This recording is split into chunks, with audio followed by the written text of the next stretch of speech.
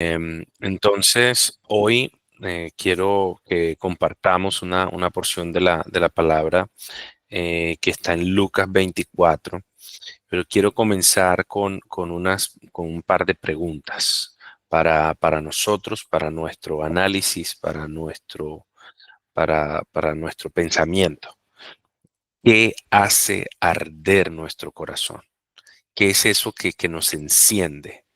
¿Qué es eso que nos toca? ¿Qué es eso que nos pone como a vibrar alto? Es una expresión frecuentemente usada ahora. ¿Qué es lo que nos enciende? ¿Qué es lo que nos quema por dentro? ¿Qué es eso que nos apasiona? Eh, ¿Qué es eso que mueve en cierta forma nuestra vida? Y esta es una pregunta que me gusta hacer en relación a este tema, porque precisamente ese es el centro de lo que queremos estudiar hoy en Lucas 24, desde el versículo 13. Es un relato conocido, es el relato del camino a Emaús. Jesucristo ha resucitado y entonces se aparece a dos de sus discípulos y, y empieza a tener un caminar, un contacto, una conversación con ellos. Y ahí ocurren varias cosas, allí podemos aprender varias cosas también de los discípulos de Cristo y de la palabra, de las escrituras, de la palabra de Dios.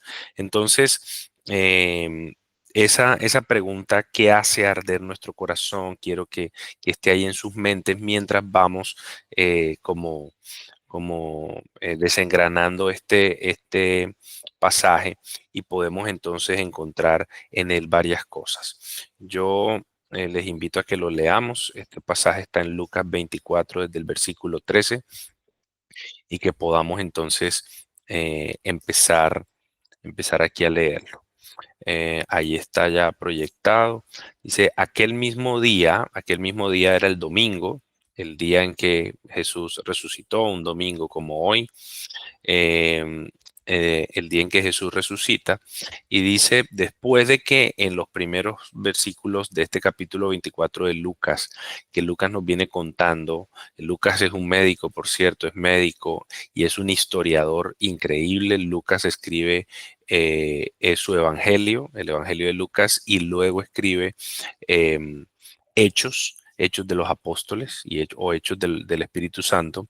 Hechos y realmente son un solo libro, o sea, es como un solo relato, es un relato cronológico y es un historiador de un detalle impresionante. Lucas es el evangelio más largo, más detallado, eh, así que es un recuento muy exacto, muy fiel de lo que ocurrió. Entonces, luego de que Jesús resucita, y se aparece a las mujeres, se aparece a María Magdalena primero, les dice si he resucitado, etcétera, y esto pues poniendo en armonía los otros relatos de los evangelios, ocurre esto. Este es el único evangelio que lo relata en este detalle. En Marcos también está, dice que se apareció un par de discípulos camino de Maús, no dice nada más. Este es el pasaje que detalla lo que ocurrió allí. Y miren, vamos a leerlo completo del 13 al 35 y luego vamos a ir analizando y vamos a ir exponiendo versículo a versículo. Así dice este texto. Aquel mismo día, dos de los discípulos iban a una aldea llamada Emaús, que estaba como a 11 kilómetros de Jerusalén. Conversaban entre sí acerca de todas estas cosas que habían acontecido y mientras conversaban y discutían, Jesús mismo se acercó y caminaba con ellos, pero sus ojos estaban velados para que no lo reconocieran. Él les dijo, ¿qué discusiones son estas que tienen entre ustedes mientras van andando? Y ellos se detuvieron con semblante triste. Uno de ellos, llamado Cleofas, le dijo, ¿eres tú el único visitante en Jerusalén que no sabe las cosas que en ella han acontecido en estos días? Y quiero resaltarle el versículo 16 que dice, pero sus ojos estaban velados para que no lo reconocieran. Y entonces, siguiendo aquí en el versículo 18, dice, ¿eres tú el único visitante en Jerusalén que no sabe las cosas que en ella han acontecido en estos días? ¿Qué cosas? Les preguntó Jesús. Y ellos le dijeron las referentes a Jesús, el Nazareno, que fue un profeta poderoso en obra y en palabra delante de Dios y de todo el pueblo. Y cómo los principales sacerdotes y nuestros gobernantes lo entregaron a sentencia de muerte y lo crucificaron. Pero nosotros esperábamos que Él era el que iba a redimir a Israel. Además de todo esto, este es el tercer día desde que estas cosas acontecieron. Y también algunas mujeres de entre nosotros nos asombraron, pues cuando fueron de madrugada al sepulcro y al no hallar su cuerpo, vinieron diciendo que también habían visto una aparición de ángeles que decían que él vivía. Algunos de los que estaban con nosotros fueron al sepulcro y lo hallaron tal como habían dicho las mujeres, pero a él no lo vieron. Versículo 25, entonces Jesús les dijo, oh insensatos y tardos de corazón, para creer todo lo que los profetas han dicho. ¿No era necesario que el Cristo padeciera todas estas cosas y entrara en su gloria? Comenzando por Moisés y continuando con todos los profetas, les explicó lo referente a él en todas las escrituras. Se acercaron a la aldea donde iban y él hizo como que iba más lejos. Y ellos le insistieron diciendo, quédate con nosotros, porque está atardeciendo y el día ya ha declinado. Y entró a quedarse con ellos. Al sentarse a la mesa con ellos, Jesús tomó pan y lo bendijo y partiéndolo les dio. Entonces le fueron abiertos los ojos y lo reconocieron, pero él desapareció de la presencia de ellos. Y se dijeron el uno al otro, ¿no ardía nuestro corazón dentro de nosotros mientras nos hablaba en el camino, cuando nos abría las escrituras? Levantándose en esa misma hora, regresaron a Jerusalén y hallaron reunidos a los 11 apóstoles y a los que estaban con ellos, que decían, es verdad que el Señor ha resucitado y se ha aparecido a Simón. Y ellos contaban sus experiencias en el camino y cómo lo habían reconocido al partir el pan. Qué pasaje tan especial, qué pasaje tan puntual, una historia muy particular y nos deja ver varias cosas. Yo en este pasaje quisiera que tuviéramos en mente em, una palabra, una frase en la mente y es esto que quiero compartirles, es el centro de lo que quiero compartirles hoy. Y es Cristo revelado en la palabra hace arder nuestro corazón. Cristo revelado en la palabra hace arder nuestro corazón. Y en este texto yo quiero que hagamos tres momentos y en cada momento vamos a ir analizando qué es lo que Dios nos quiere enseñar con este relato. Y es el encuentro con Jesús, la desilusión y la transformación por las escrituras. Entonces, si vamos al versículo 13, miren que ahí está claro, es un domingo de resurrección, iban camino a Maús y el tema de conversación entre estos dos discípulos, solo conocemos el nombre de uno, que es Cleofas, y por cierto, no hay otros datos de Cleofas en la Biblia, solo sabemos esto, que estaba ahí en ese momento.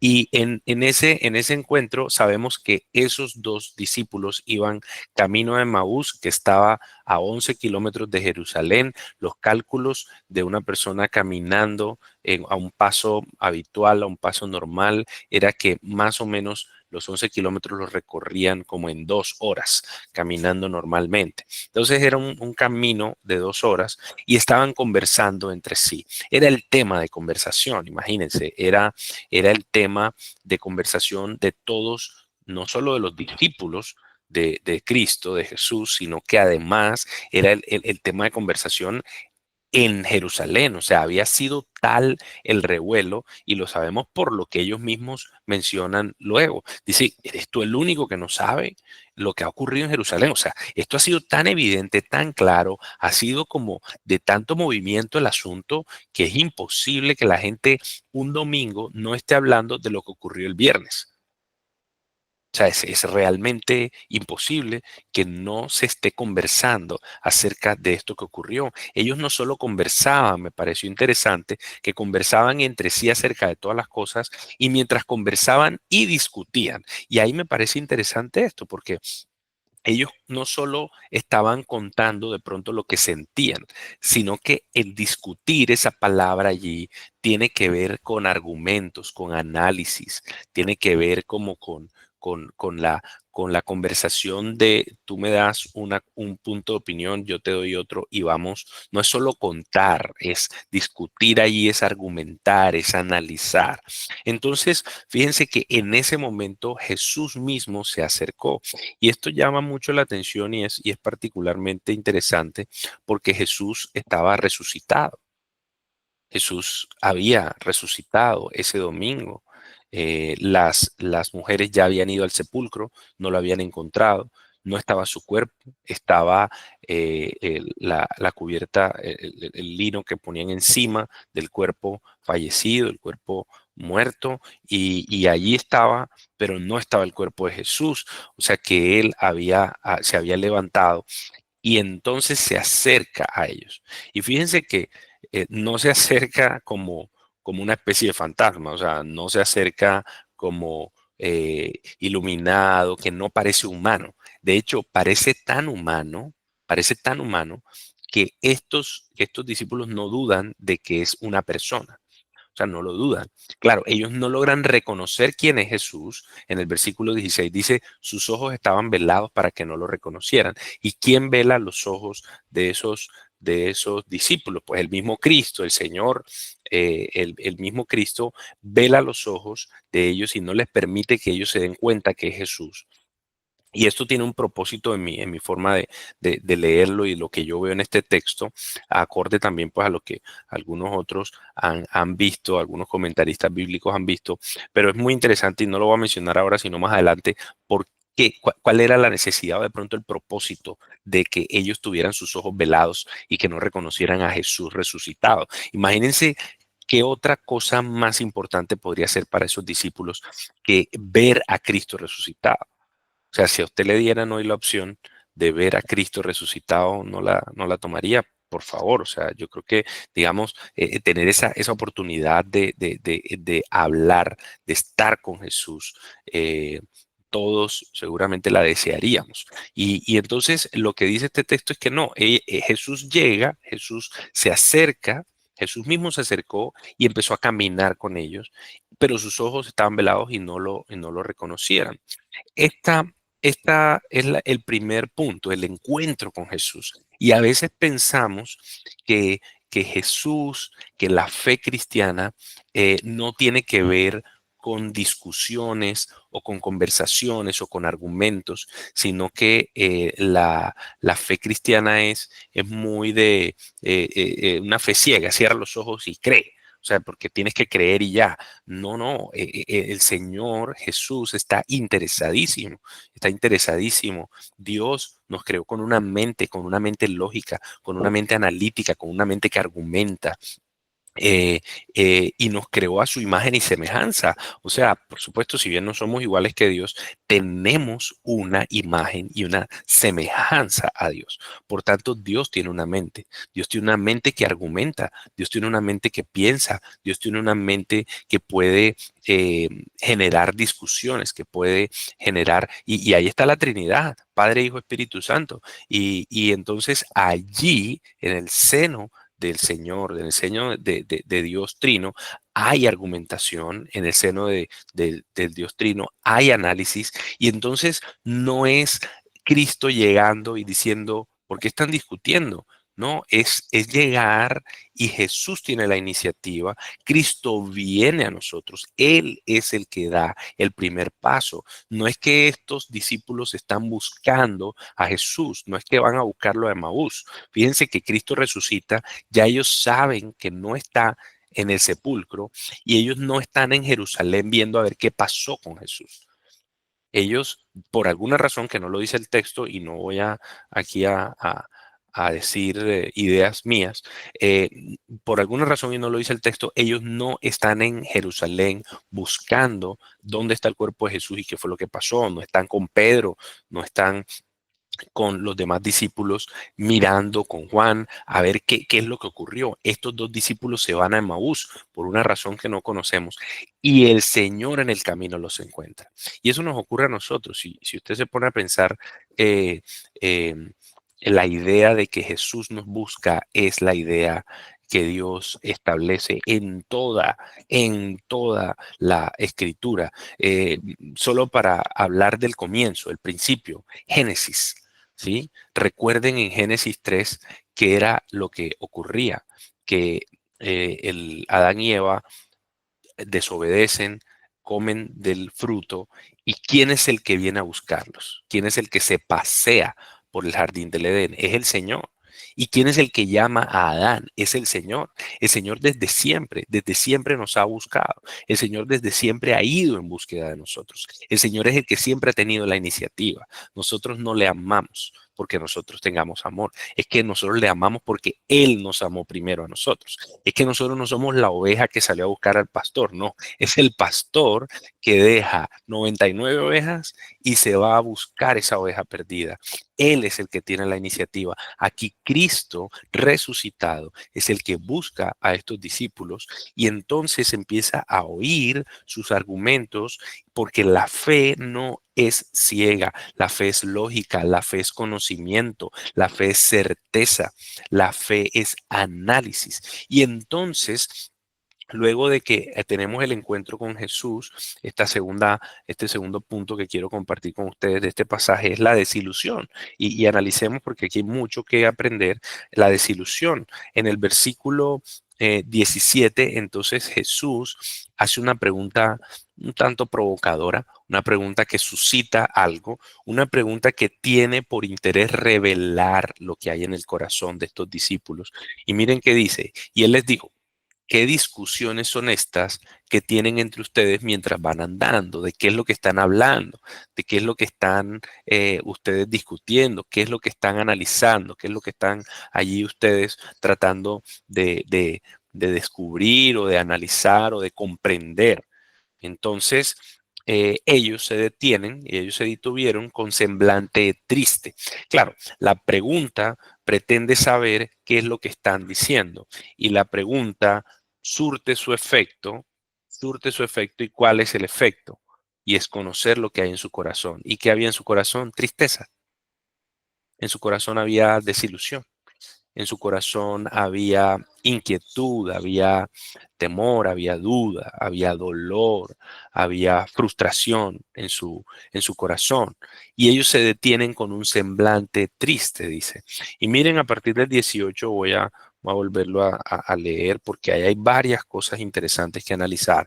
Y ellos dicen, y ellos se detuvieron con semblante triste. Uno de ellos, llamado Cleofas, le dijo: ¿eres tú el único visitante en Jerusalén que no sabe las cosas que en ella han acontecido en estos días? O sea, han ocurrido cosas tan grandes en Jerusalén que es imposible que tú no sepas. O sea, esto es tan público, mejor dicho, si hubiese un periódico en Jerusalén en ese momento, definitivamente el titular desde el sábado, el domingo, hubiera sido: Jesucristo, profeta de Dios, muere en Jerusalén crucificado.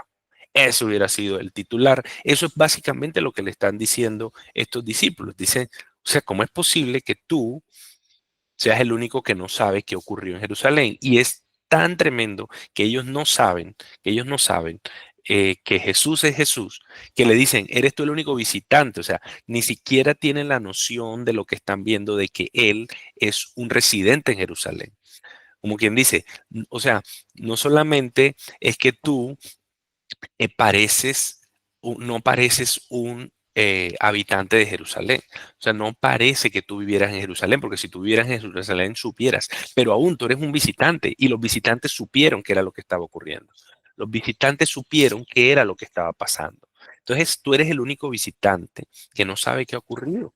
Y entonces Jesús vuelve y pregunta, ¿qué cosas? Bueno, no está diciendo que no sabe, dijo, de qué cosas estás hablando que han acontecido en Jerusalén? Y ellos le dijeron, no, ok, te vamos a explicar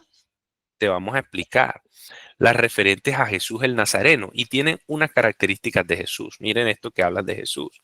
Profeta, poderoso en obra, poderoso en palabra, delante de Dios y de todo el pueblo.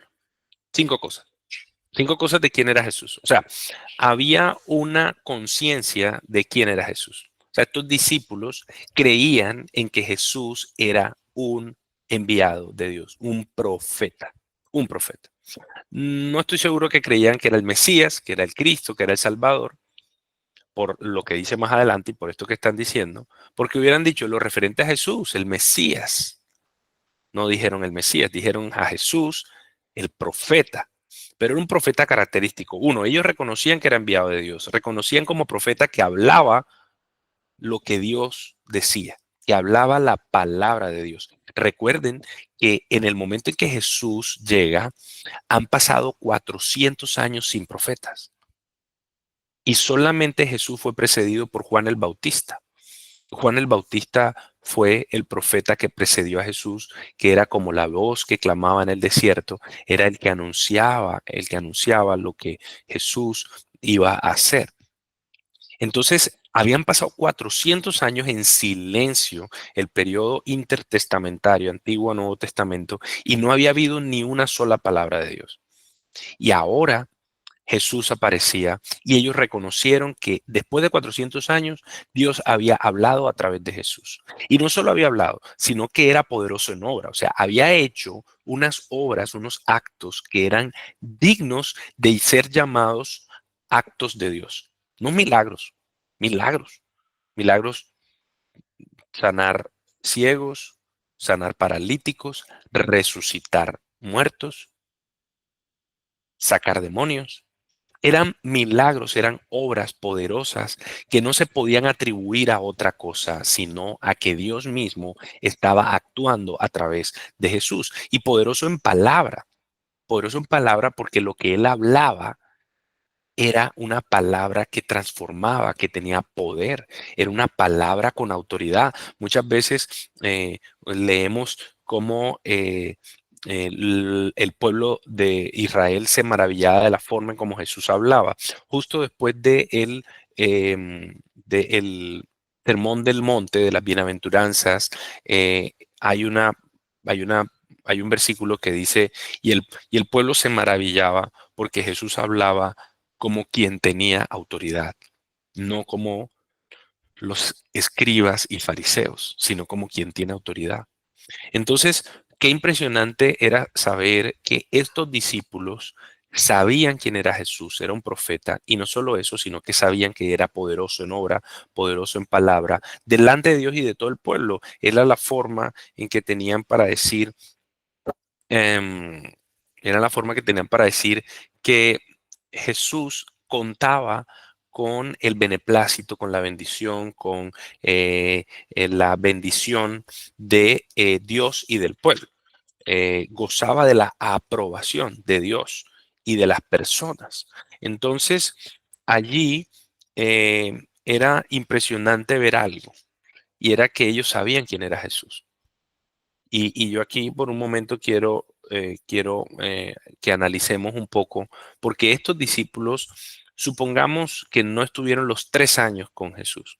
Probablemente sí, pero supongamos que no estuvieron los 3 años con Jesús, pero estuvieron el tiempo suficiente como para saber que Jesús era un profeta, poderoso en obra y poderoso en palabra, y que era aprobado por Dios y aprobado por las personas. Había un conocimiento de Jesús, había una noción de quién era Jesús, había una idea clara, un concepto claro de qué era lo que estaba haciendo Jesús, y estaba haciendo algo que era aprobado por Dios y que era un ministerio entregado por el Señor. Y aún así ellos no creyeron que era el Mesías. Ellos no creyeron que era el Mesías, porque más adelante dicen, nosotros esperábamos que él era el que iba a redimir a Israel. Entonces fíjense que había un tema de conocimiento de quién era él, pero faltaba algo en el corazón para entender quién era Jesús realmente. Porque Jesús sí era un profeta, pero era más que un profeta. Pues Jesús sí hacía poderosas obras, pero era mucho más que milagros. Y entonces empiezan a decirle, ¿y cómo los principales sacerdotes y nuestros gobernantes lo entregaron a sentencia de muerte y lo crucificaron? Como quien dice, mira, teníamos nosotros esta idea de que Jesús era tan grande, era un profeta y hacía todo esto, todo esto, todo esto. Y en un momento cuando pensamos que esto iba a ser la salvación de Israel, ¡pum! Todo se vino abajo. Y los sacerdotes, los gobernantes, lo entregaron a muerte y lo crucificaron. ¡Qué desilusión! Ese es el segundo punto. ¡Qué desilusión! Cuando él estaba en lo mejor de su ministerio, cuando él estaba en lo mejor de sus manifestaciones, de que era un profeta de Dios, entonces los judíos lo matan. Entonces los sacerdotes, los gobernantes lo matan. Entonces no era el Cristo. Nosotros esperábamos. Miren lo que dice el 21. Pero, o sea, esto es maravilloso, es espectacular. Pero nosotros esperábamos que Él era el que iba a redimir a Israel. Qué frase tan increíble, porque deja ver la desilusión de una persona cuando cree que alguien es algo y no lo es. Yo pensé, yo pensé que tú eras el que me iba a dar el apoyo y no me lo diste. Yo pensé que tú eras el que me ibas a ayudar en esto y no lo hiciste. Yo pensé que con esto, Señor, tú me ibas a bendecir y no lo hiciste. La desilusión de unos discípulos decepcionados por Dios, por Cristo, por su Maestro, por Jesús. Y la pregunta era desde el texto, entonces, ¿qué era lo que ellos esperaban? ¿Cuál era esa redención? Claro, el contexto social y político de Israel era muy complicado. Eran un pueblo sujeto, subyugado a Roma. Estaban siendo maltratados, eran pobres, algunos eran esclavos, no podían adorar libremente porque Roma estaba encima de ellos, no tenían libertad real. ¿Cuál era el Mesías que estaban esperando ellos? Estaban esperando un Mesías político, estaban esperando un Mesías económico, estaban esperando un Mesías social, estaban esperando a alguien que les quitara las cadenas, alguien que con un poder militar, un Mesías militar, viniera y echara a todo el imperio romano y libertara la tierra de Israel. Y la pregunta es, ¿qué redentor esperas tú? ¿Cuál es la redención que tú estás esperando? Redimir es una palabra que significa pagar algo por un precio. Y yo no podía sacarme de la mente el ejemplo de la redención de puntos, ¿no? Tú tienes una tarjeta de crédito, compras con tarjeta de crédito y ese banco te genera a ti unos puntos por esa tarjeta de crédito, o tú tienes un programa de fidelización, por ejemplo, en un programa como Live Miles, que tú puedes acumular puntos y luego tú redimes los puntos. Tú has pagado ya un precio por un producto, eso que tú pagaste te da unos puntos y luego con esos puntos tú puedes obtener otra cosa. Redención tiene la idea de rescatar algo por un precio, de salvar algo, de obtener algo por un precio. Y ellos estaban diciendo en el versículo 21, nosotros esperábamos que Él era el que iba a rescatar a Israel por un precio. Nosotros pensamos que Él era el que iba a traer a Israel a salvación, a rescatarlo de este tema político, social y militar por un precio. ¿Y nosotros de qué esperamos ser salvados? Nosotros esperamos ser salvados de lo externo, de de otras personas. Esperamos ser salvados de una situación difícil, de un matrimonio complicado, de un trabajo duro. Esperamos ser salvados de una condición social. esperamos ser salvados de una condición económica difícil. Nosotros esperamos ser salvados de una enfermedad, de un daño físico. Nosotros esperamos ser salvados de la pobreza. Nosotros, ¿de qué esperamos ser salvados? ¿De un dolor emocional? ¿De un pensamiento, de una actitud, de una emoción? Entonces, ¿será que nos desilusiona Cristo? Porque lo que estamos viendo en este texto es que Cristo no es un salvador principalmente social, ni económico, ni tampoco físico. Fíjense unos discípulos que lo conocieron, que estuvieron con él, que lo escucharon, estaban desilusionados por el tipo de Mesías, por el tipo de redención que había venido a traer Jesús. Y ellos dijeron, mira, nosotros lo vimos tan espectacular y nosotros estamos convencidos de que Jesús iba a salvar a Israel. Pero ya entendimos que no. Entendimos que no porque murió. Entendimos que no porque todo se acabó. Ellos no creyeron que la muerte de Jesús era el boleto principal de redención para sus pecados, porque ellos de alguna manera no se veían pecadores. Ellos de alguna manera no entendieron que la salvación que Jesús vino a traer no era una salvación externa, era una salvación interna, era una salvación de reconciliación con el Padre, porque nosotros estábamos irreconciliados, éramos enemigos de Dios. Y entonces Jesús lo que vino a hacer fue a pagar el precio por nuestros pecados. Esa es la redención. En la cruz del Calvario pagó el precio por tus pecados, por mis pecados, por nuestros pecados. Y entonces así compró para nosotros vida eterna.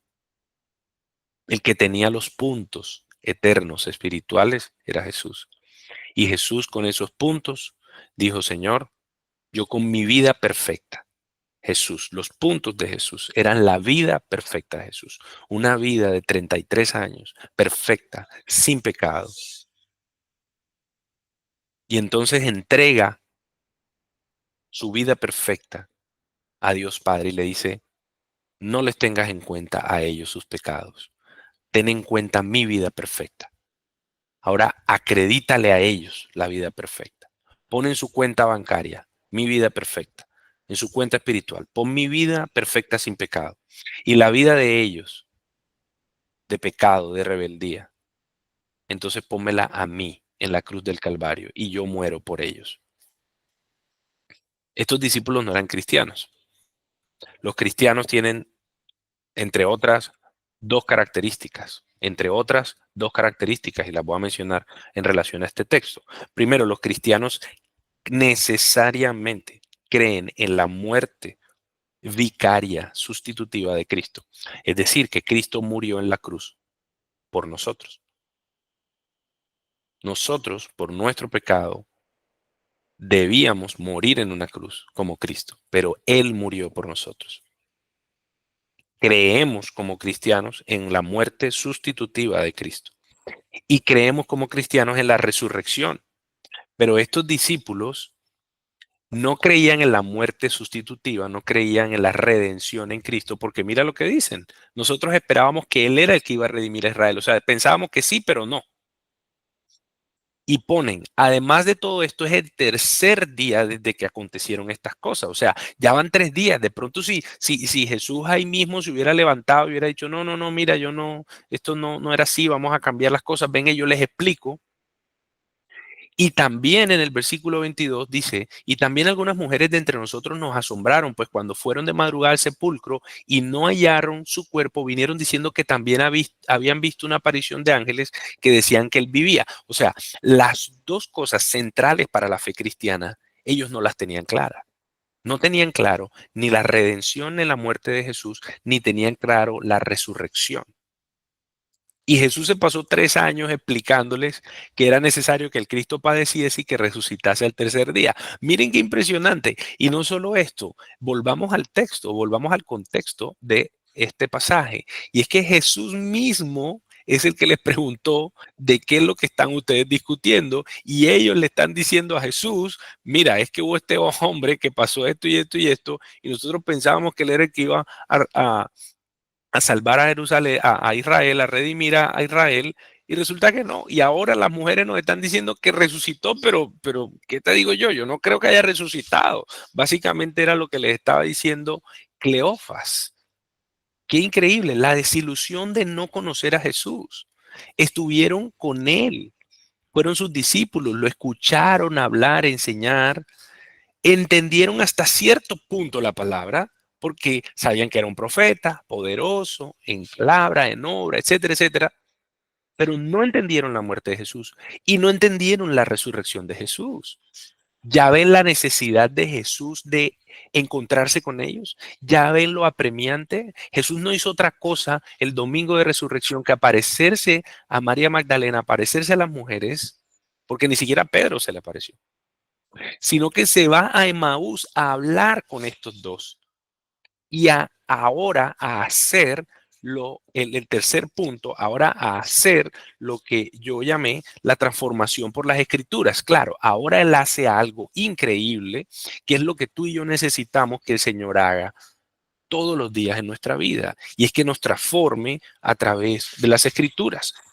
Mira, en el versículo 25 hay un pasaje que este versículo es un regaño absoluto. Mira, oh insensatos. Y quiero decirles, esa palabra insensatos, aquí insensatos suena como a, sí, faltos de sensatez, faltos de sentido común, pero el original, la palabra en original, la traducción más original y más fidedigna podría ser tontos, podría ser faltos de inteligencia.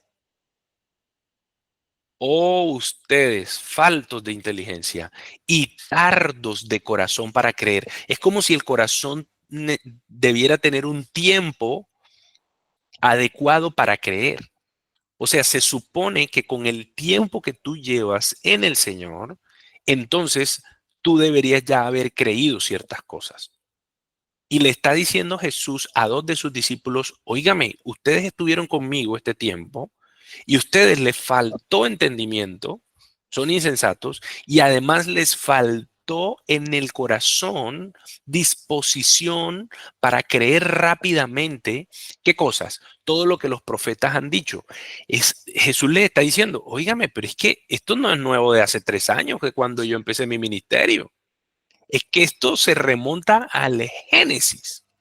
Esto se remonta a Génesis 3:15, cuando Eva come de la fruta, le da de comer a Adán, y el Señor en Génesis 3:15 le dice a, a la serpiente, maldita serás, de polvo de la tierra comerás, y se levantará uno de la simiente de Eva, que te herirá en la cabeza, te matará, y tu serpiente lo morderás en el tobillo, es decir, lo vas a lastimar, pero no lo vas a matar, pero él a ti te va a matar por el pecado que tú has inducido a Eva y a Adán para introducir en mi creación. Imagínense eso. El Señor Jesús les pega tremendo regaño y les dice, ustedes faltos de entendimiento, faltos de conocimiento y lentos en el corazón para creer, faltos de disposición en el corazón para creer. Todo lo que ya ustedes han leído, porque si ustedes son discípulos míos, son judíos y ustedes tienen una escritura en sus manos. En el tiempo de Jesús, la escritura que había era una Biblia, era la Torá. La Torá era todo el Antiguo Testamento y era en versión griega, porque recuerden que hace ya varios decenios el Imperio Romano estaba en control de Israel. Entonces la Biblia, la Torá, la escritura que tenían los judíos era una versión en griego que es la Septuaginta. Y ese era el texto que leían. Y entonces le dice el Señor Jesús, ustedes tienen una escritura en el idioma que ustedes hablan y ustedes no han tenido la suficiente disposición de corazón para escudriñarlas y creer. Miren, yo los quiero llevar rápidamente a este pasaje, Juan 5:39, que es un pasaje supremamente contundente. Se lo está diciendo a los escribas y fariseos. Y miren en Juan 5:39, miren lo que dice. Aquí está. Sí, ustedes examinan las escrituras. O sea, ustedes las estudian, ustedes las escudriñan, ustedes las leen y las releen, las analizan porque piensan tener en ellas la vida eterna. Claro, les dice, ustedes creen que leyendo y estudiando la palabra tienen la vida eterna y tienen razón, pero son ellas las que dan testimonio de mí. Y Jesús les está diciendo a los líderes espirituales de Israel, les está diciendo, ustedes se dedican a estudiar la palabra, pero parece que esa palabra pasa por ustedes y ustedes no están recibiendo el impacto adecuado de la palabra. Y entonces ustedes vienen y analizan la palabra y resulta que ellas son las que dan testimonio de mí. Y vamos por el versículo 25, y en el versículo 25 es donde les dice, insensatos y tardos de corazón para creer todo lo que los profetas han dicho. ¿No era necesario que el Cristo padeciera todas estas cosas y entrara en su gloria? ¿No era necesario que el Cristo padeciera, es decir, que muriera? ¿Y no era necesario que entrara en su gloria, es decir, que resucitara? Las dos cosas centrales a la fe cristiana. Entonces, es importante que observen Jesús cómo toma a estos discípulos y les muestra de una manera muy contundente, los confronta y les dice, óigame, ustedes ya para este momento, ustedes deberían tener muy claro dos cosas centrales. Y es uno, que si yo soy el Mesías, era necesario que muriera. Y ustedes no deben estar desilusionados por eso. Ustedes deberían ver el cumplimiento de la ley ahí. Y dos, ustedes deberían saber que yo iba a resucitar y no estar camino a Maús cuando ustedes deberían estar dándole gloria a Dios porque yo he resucitado y eso asegura la vida eterna. Entonces, ¿qué hace Jesús? Jesús empieza y les abre la Biblia, les abre las escrituras de ese momento. Y miren lo que dice, a mí me parece increíble esto. Comenzando por Moisés, es decir, los 5 primeros libros, el Pentateuco, Génesis, Éxodo, Levítico, Números, Deuteronomio. Y continuando con todos los profetas, es decir, todo el resto que está después. Les explicó lo referente a Cristo, a Él mismo, en todas las escrituras. Yo no sé si de pronto aquí está claro para ustedes, pero lo que está diciendo aquí en el relato Lucas, por supuesto, es el Espíritu Santo el que ha puesto todo este relato en Lucas. Es el Espíritu Santo, es Dios mismo el que nos quiere decir algo aquí con esto. Y el mensaje está claro. Y es que toda la Biblia habla de Cristo, toda la Biblia.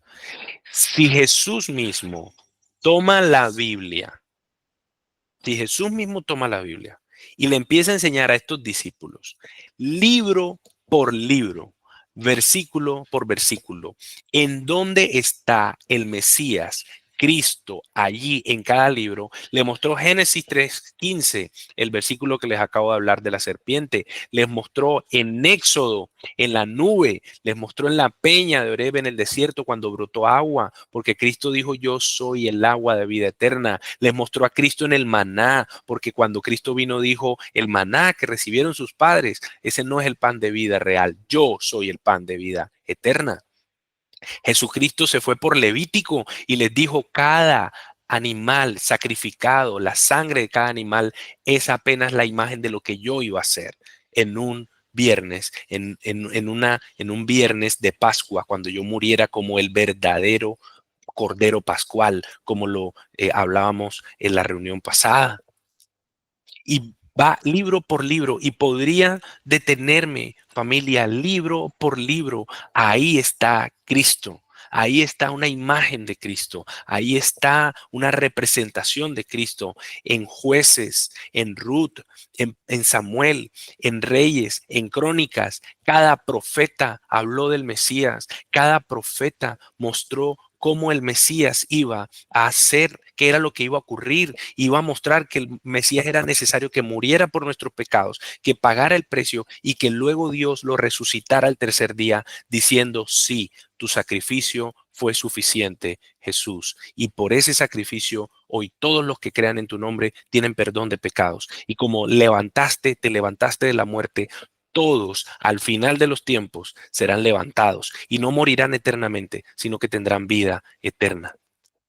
Jesús va libro por libro, porque Cristo es el centro de la historia bíblica, porque Cristo es la explicación de todo lo que pasa en la Biblia. Cada historia, cada pasaje apunta a un Mesías que vendría en el tiempo perfecto a redimir a los hijos de Dios, a los escogidos. Podríamos decir que el Nuevo Testamento está escondido en el Antiguo Testamento. Y podríamos decir que el Antiguo Testamento es explicado en el Nuevo Testamento. Entonces Jesús, camino a Emaús, empieza a explicarles pasaje por pasaje, libro por libro, a estos discípulos todo lo referente a él mismo, al Mesías. ¿Por qué? Porque quería que esos discípulos creyeran dos cosas. Creyeran que era necesario que él muriera. ¿Y qué significaba la muerte de Jesús? Y era necesario que los creyeran en la resurrección. ¿Y qué significaba la resurrección de Jesús? Luego se acercaron a la aldea, él hizo como que se iba más lejos, pero claro, cuando tú estás recibiendo una clase directamente de Jesús y tú estás por primera vez, después de tantos años, entendiendo las palabras, entendiendo las escrituras, entendiendo el sentido de toda la historia bíblica, tú dices, no, no, por favor, Señor, no, no, yo no sé quién eres tú, ellos no sabían que era Cristo. Quédate con nosotros, porque es que ya está atardeciendo y el día ya ha declinado y entró a quedarse con ellos.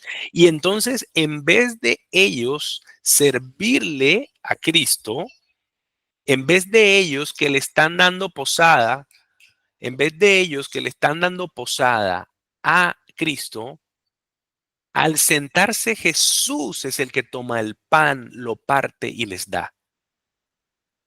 Y pareciera que en ese momento se abrieron sus ojos. Entonces los ojos les fueron abiertos. Ojo, los ojos, ellos no abrieron sus ojos. Ahí no dice, entonces los discípulos abrieron sus ojos. No, es esta conjugación ahí, es voz pasiva y es que en la acción la hace alguien en ti. Entonces les fueron abiertos los ojos. Alguien más le abrió los ojos. El mismo que les había velado los ojos, ahora se los había abierto. Y entonces reconocieron que era Jesús. Y yo creo firmemente, junto con lo que he podido estudiar, y es que Cristo no quería revelarse como el resucitado, porque esto era supremamente impactante. Imagínense estos discípulos que no creían que la muerte había sido suficiente y que no creían en la resurrección, aunque ya las mujeres se los habían contado. Si ellos hubieran visto a Cristo resucitado, el impacto hubiera sido increíble. Y seguramente hubieran creído todo lo que Cristo les dijera. Pero Cristo quería que fuese la misma palabra la que tuviera el efecto en ellos. Y nosotros hoy tenemos al Espíritu Santo.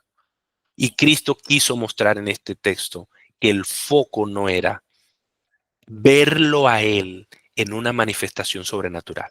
O sea, no estés esperando que el Señor se te aparezca como un ángel lleno de luz, no estés esperando una voz del cielo espectacular, no estés esperando una manifestación sobrenatural que te saque de esta dimensión humana, no estés esperando eso. Lo que Cristo hizo aquí resucitado fue velarle los ojos a los discípulos para que fuera la escritura, para que fuera la palabra la que abriera los ojos, la que les quitara a esos discípulos y les quitara el velo para poder ahora entender esos discípulos de qué se trataba toda la salvación, de qué se trataba el Mesías. Es increíble esto, es increíble. La misma palabra es la que abre los ojos. Entonces, apenas ellos lo reconocen, Él desaparece. Porque no se trata de que ahora ellos estén esperando esa manifestación sobrenatural de Cristo. Ahora Cristo era como si Cristo les dijera, ok, ya les dejé lo más importante, les dejé la palabra. Y para nosotros hoy es esto. No estés esperando una manifestación espectacular si tú primero no vienes acá. No estés esperando un mensaje de una voz espectacular del cielo si tú primero no lees la palabra. Si tú no buscas en la palabra la voluntad de Dios, no la vas a encontrar de otra forma. Y entonces en el versículo 32 para terminar, miren que se dijeron el uno al otro, ¿no ardía nuestro corazón dentro de nosotros mientras nos hablaba en el camino, cuando nos abría las escrituras? ¿Qué es lo que hace arder tu corazón? Esa fue la pregunta al principio. ¿Qué es lo que te apasiona? ¿Qué es lo que te enciende? ¿Qué es lo que te hace vibrar? Estos discípulos estaban como dormidos, como apagados, tristes, desilusionados. Y fue el mismo Jesús, ni siquiera por el poder de verlo a él resucitado, sino por el poder de las escrituras. Jesús les abrió las escrituras y fue libro por libro, explicándoles verso a verso dónde estaba Jesús en toda la Biblia y qué era lo que significaba el sacrificio del Mesías y su resurrección. Y eso empezó a producir un ardor, y esa palabra en griego es encender, quemar, incluso puede ser iluminar, porque por supuesto en ese tiempo se iluminaba era con antorchas. Entonces, ¿cómo está tu corazón? ¿Cómo está tu corazón en Cristo? ¿Tu corazón en Cristo está encendido o está apagado? Incluso para ustedes y para los que van a ver después esta enseñanza, ¿cómo está tu corazón en relación a las dos verdades más profundas de la fe cristiana? ¿Cómo está tu relación o tu entendimiento en relación a la muerte de Jesús en la cruz? ¿Y cómo está tu entendimiento en cuanto a la resurrección de Jesús? Porque ese es el centro de la fe cristiana. Es el centro de la fe cristiana. Nadie puede ser cristiano si no cree que Jesús murió en la cruz en nuestro lugar para pagar nuestros pecados. Y nadie puede ser cristiano si no cree que Jesucristo resucitó entre los muertos para darnos vida eterna y que volverá a llevarnos al cielo y que volverá a llevarnos a una nueva Jerusalén, a una nueva tierra, a un nuevo cielo. La única forma, familia, de encender tu corazón por Cristo es leyendo su palabra. La única forma, familia, de que tú puedas ser iluminado en las verdades espirituales es estudiando su palabra. No hay otra forma. El domingo pasado hablábamos de Josías, el rey Josías, y de cómo el rey Josías al encontrarse con la palabra, al encontrarse con las escrituras, fue transformado su corazón y fue convencido de lo mal que había hecho, del pecado y de que tenía que volver en relación con Dios. Bueno, él no tenía un Mesías. Él creía que de alguna forma Dios podía perdonarlo. Él no tenía el Mesías. Nosotros tenemos a Cristo. Nosotros tenemos a Cristo y tenemos al Espíritu Santo. Al Espíritu Santo que nos capacita para entender su palabra. Es que yo leo la Biblia, José, y yo no entiendo lo que está allí. Hay muchas herramientas, pero la mejor herramienta es el Espíritu Santo. Entonces tú puedes orar y decir, Espíritu de Dios, ilumíname para entender esto que estoy leyendo. Ilumíname para entenderlo, porque yo quiero estudiar cada pasaje para ver a Dios y para ver a Cristo. No puedes leer la Biblia como si fueran historias de motivación, historias de ánimo para que tú te sientas contento y no estés triste. Estos discípulos estaban tristes, pero el Señor no les dio una palabra de ánimo. El Señor no les dijo, venga, tranquilos. No, miren, yo morí fue por esto. El Señor tomó las escrituras. El Señor ni siquiera les habló él. El Señor tomó las escrituras y dice literalmente desde Génesis y pasando por los profetas, uno a uno. Y entonces ellos dicen, ardía, se encendió nuestro corazón. ¿Cuándo? Cuando nos abría las escrituras.